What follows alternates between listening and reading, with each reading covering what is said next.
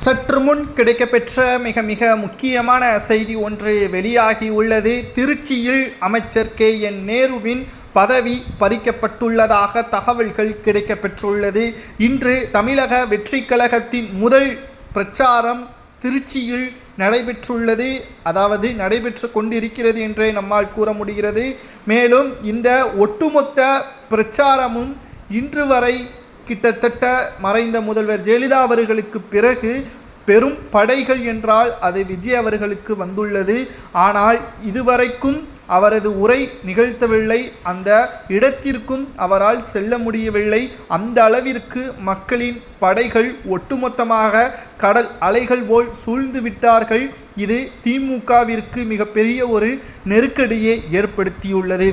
இதனால் திருச்சியின் கோட்டையாக KN நேரு அவர்கள் வலம் வந்து கொண்டிருந்த ஒரு காலகட்டமும் இருந்தது. ஆனால் இனியும் KN நேரு அவர்களை நம்பி திருச்சியை கண்காணிக்க முடியாது. அந்த பதவியில் இளம் நபர்களை களத்தில் இறக்க வேண்டும். அப்பொழுதுதான் திருச்சியை மீண்டும் தன்னுடைய கட்டுப்பாட்டிற்கு ஸ்டாலின் அவர்களால் கொண்டு வர முடியும். இதனால் KN நேரு அவர்களை சந்திப்பதற்கு நேரத்தை ஒதுக்கியுள்ளார். மேலும் திருச்சியில் மாவட்ட செயலாளர் பதவியை மட்டும் KN நேரு அவர்களிடம் இருந்து பறிக்கப்படுவதற்கான அதிக வாய்ப்புகள் இருப்பதாக நம்மால் பார்க்க முடிகிறது. மேலும் 2026 நிச்சயம் மிகப்பெரிய ஒரு மாற்றம் நடக்கும்.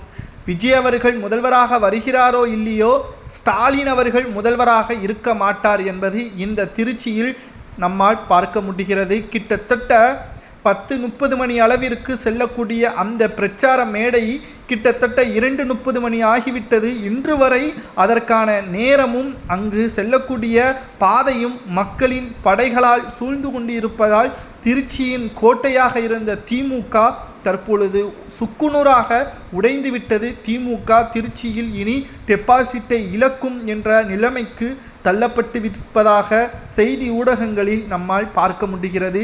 தமிழக வெற்றிக் கழகத்தின் இந்த மக்கள் செல்வாக்கு நிச்சயம் விஜய்க்கு வெற்றி வாய்ப்பை தேடி தருமா, அல்லது KN நேரு அவர்கள் செய்த தவறின் காரணமாகவும் அமைச்சர் அன்பில் மகேஷ் அவர்கள் செய்த தவறின் காரணமாகவும் தான் விஜய் அவர்களுக்கு திருச்சியில் ஆதரவுகள் அதிகமாக வந்திருப்பதாக கூறுவது சரியா என்பதை கமெண்ட் வாயிலாக கூறுங்கள். அமைச்சரின் மாவட்ட செயலாளர் பதவியை பறிக்கலாமா வேண்டாமா என்பதையும் கமெண்ட் வாயிலாக கூறுங்கள்.